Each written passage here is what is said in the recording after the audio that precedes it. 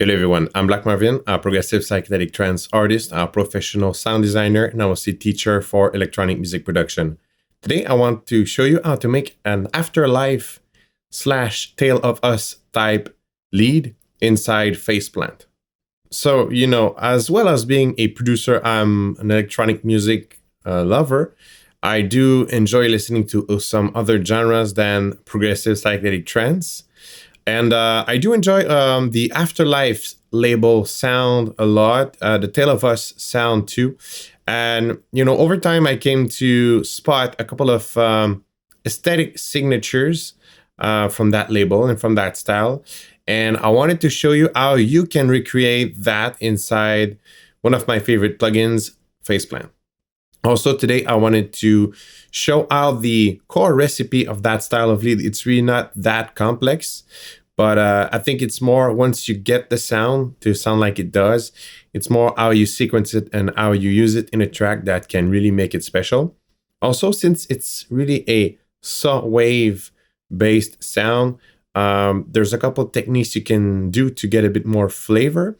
In my case today, I'm going to use a sample based technique, and I'm also going to demonstrate examples with wavetables and saw wave as well.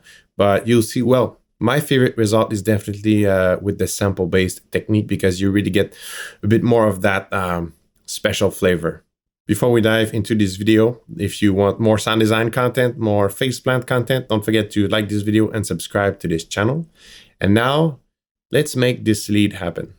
All right, so we are inside Faceplant and we are going to recreate this lead.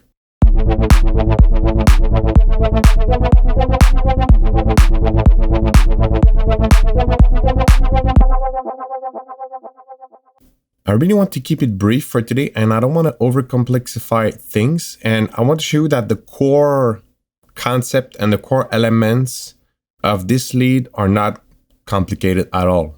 So I'm going to start fresh. I'm going to use a sampler today because I want a specific texture, but I'll show you when we're going to be done with the preset. I'll show you that we can do it with just like a saw wave signal like this. But I'm also going to demonstrate that if you use different saw either wavetables or samples that have a bit of a better texture, it's gonna help reaching a very nice texture for your lead, and it's gonna sound juicier.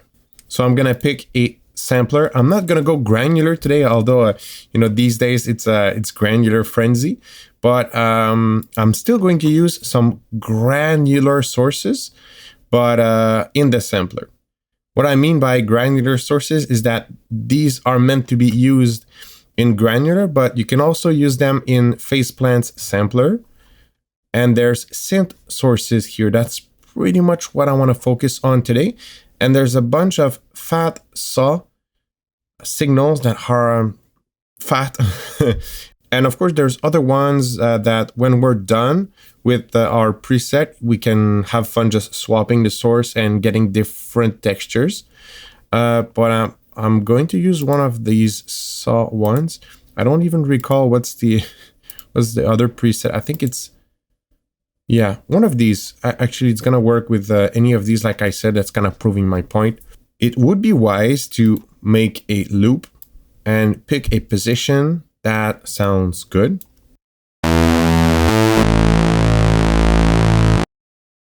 And we want to have some kind of crossfade. Even though for this lead, we're not going to play it for a long period of time, it's always a good idea to just set it up. So if you want to hit the note for a longer period of time, it's gonna, the whole cycle is gonna make sense and it's gonna feel seamless.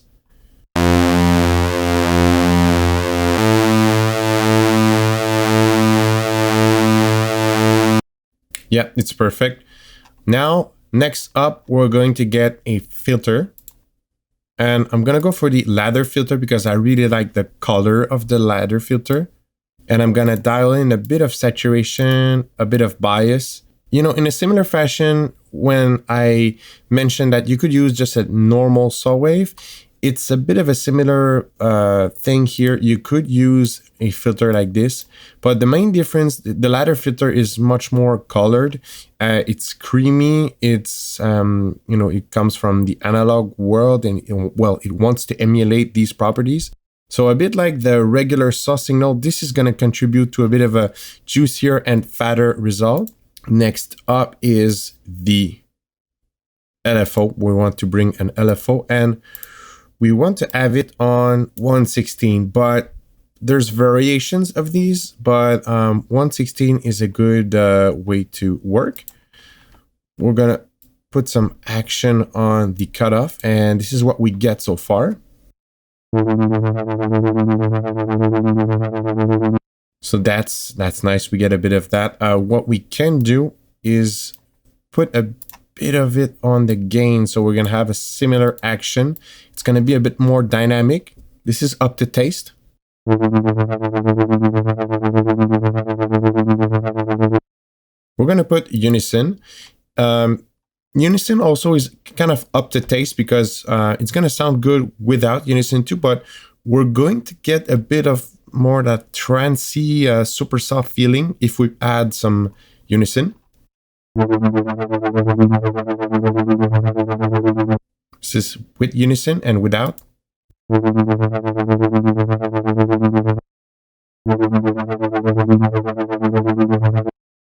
So again, we get a bit of a richer signal, in my opinion here, but truly this is up to taste. Next up is the delay. I'm going to go for one of my delay presets here, but really it's 316. I'll show you what this is. It's a delay on the mid band. I've been through this a couple times on the channel, but I'm gonna just repeat it in case you don't know. But putting the delay on the mid band kind of clears the low band and the top band signal, so you can either like have a thinner delay or just like some sort of wider in terms of frequency range. But just putting it here gives you some sort of easy access. And if you're really motivated, you could do some sort of even like a macro system, just getting something here, that would be like top. And we would have something similar here on the low band. And just by having that, you would kind of get easy access, some sort of low pass, high pass kind of thing, easily accessible. But usually you just set it up right here. 316 is a very good rhythm for that kind of delay, because these kind of leads also plays on the fact that it bounces around in a rhythmic fashion. But I would say delay also is up to taste. You can either change the timing or add maybe other delays, so you can have some sort of multi-timing, multi-rhythm delay. But for today, we're gonna keep it like this.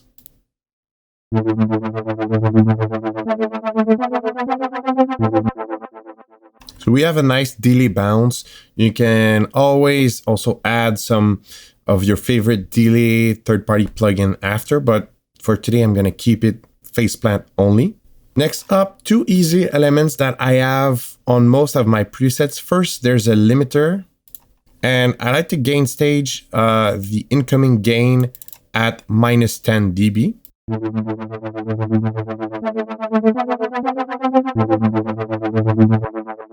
And it's a very loose gain staging, but that's what I like to do. Also, I like to get an NOTT preset in there, and it's gonna go before the limiter. I might have to just rebalance my input gain after that. So what this is it's a multi-band dynamics. It's upward and downward compression. And, it really it fattens up the sound through the upward and downward compression processing. It emulates the famous OTT effect. And yeah, it's good. You'll hear it really fattens up the sound.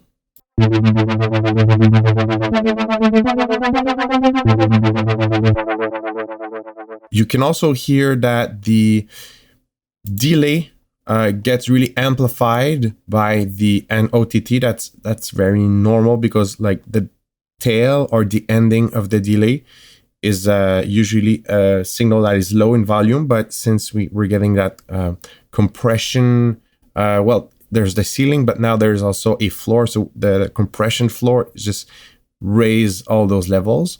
So that's really cool. Now we're pretty much done. Like I said, couple clicks. Now in the stuff we can add, what I really like about Faceplant is you can really get a clean signal out of Faceplant. So I'm gonna get 1 or 2 notches, or actually bells and bumps, just to tone shape a bit, get rid of a bit of pinchy frequencies. That's totally normal because, you know, we're adding saturation, we're adding there's a filtering process and the NOTT. So I just want to make sure we are working with a very clean signal. In order to do that, I'm going to get a filter.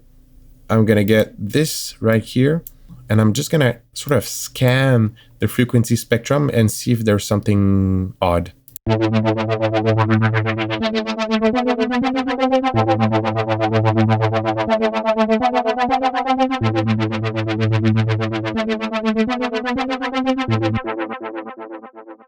So I got rid of a bit of like by 3 dBs at 744 Hertz.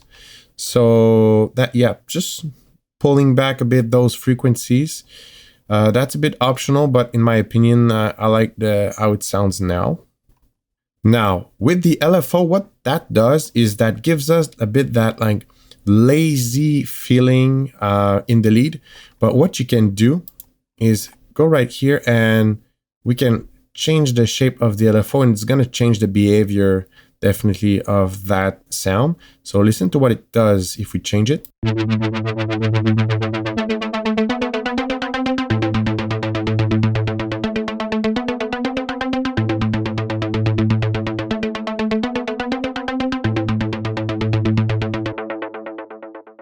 Yeah, we have a super soft, plucky lead. Now it's really cool. And yeah, at this point, really, that's pretty much the structure of it. That is it. What I want to show now before I end this video is I want to swap sources now that we are set up. Technically, if we get any other fat saw type of sources, we should get something really cool. So first I'm going to sweep through all the fat saws. This is from the synth sources inside Molecules Granular Sources. The link is in the description if you want some quality granular and sampler sources for Faceplant.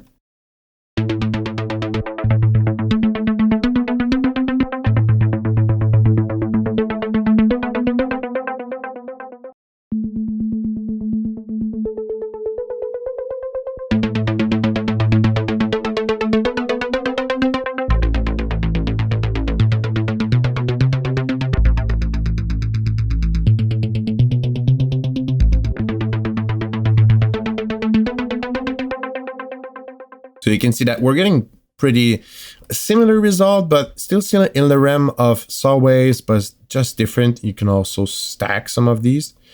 Now this is sample-based synthesis. Now let's just swap in a wavetable in there. We're going to replace the sample with a wavetable. I'm also going to copy the unison properties so we can get a really good comparison. First, I'm going to go into the Prophecy analog style wavetables. These are wavetables meant to emulate analog style signals. There's a bunch of saw waves, a bunch of square waves, and various signals. So let's hear how that sound.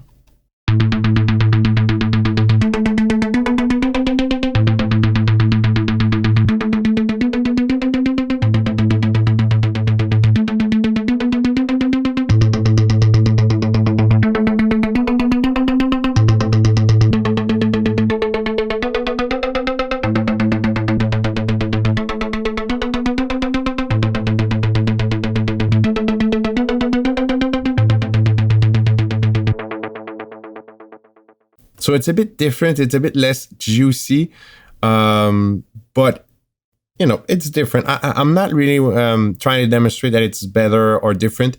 You definitely get a bit more of a like out of the box, juicy, ready result with the sample based. And finally, we're gonna get a simple saw wave, like the regular one here. Gonna put unison, gonna copy the same pattern. You see that it's still gonna get a good result. It's just gonna be the same.